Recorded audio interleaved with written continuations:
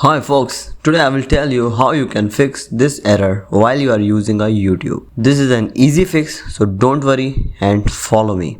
First you need to go to settings of your mobile device. Then in the settings, click on apps. Look for YouTube. Type it, search it and click on it.